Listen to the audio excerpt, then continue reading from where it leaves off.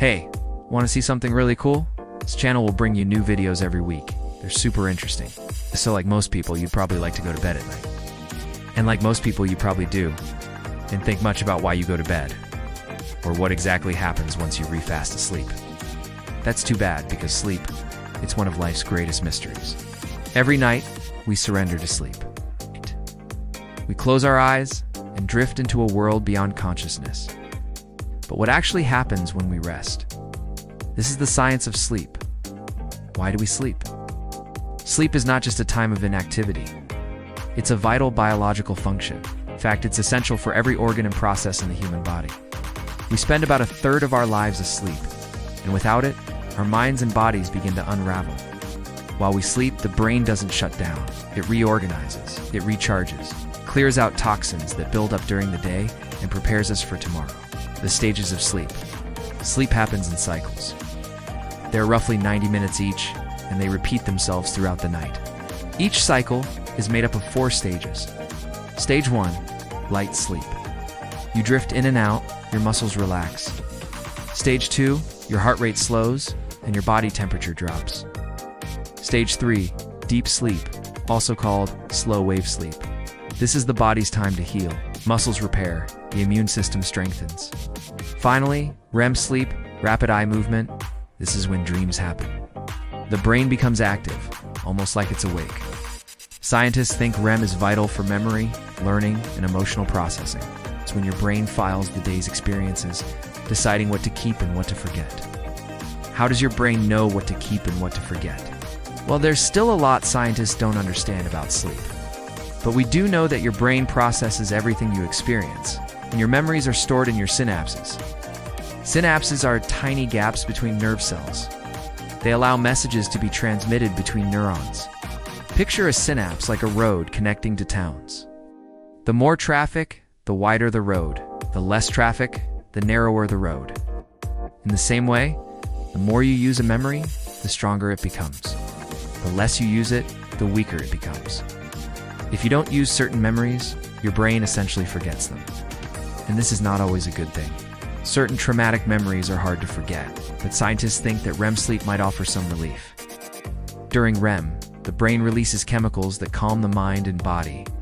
It inhibits the parts of the brain that store traumatic memories, allowing you to process those memories in a new way.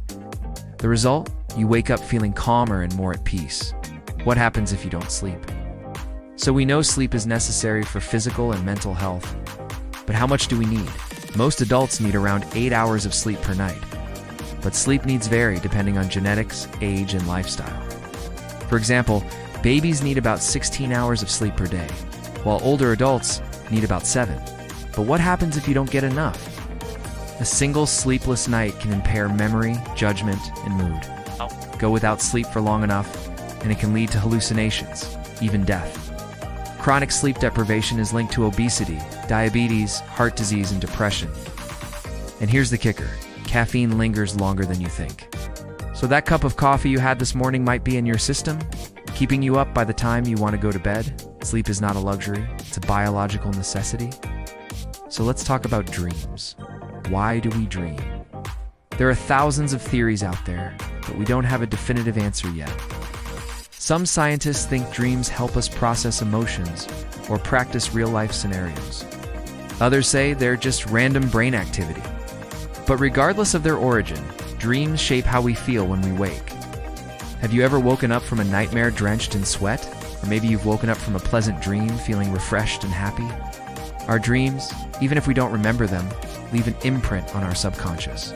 They influence our creativity, problem-solving skills, and ability to adapt to new situations. Okay, now I want to talk about how to sleep better. Maybe you struggle to get a solid night's sleep.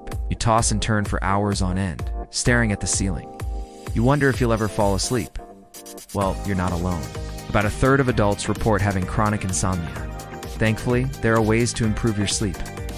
Just ask yourself, when's the last time you had a good night's sleep? Was it yesterday?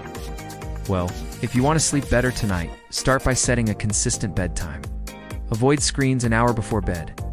The blue light confuses your brain and keeps it from making chemicals that promote sleep.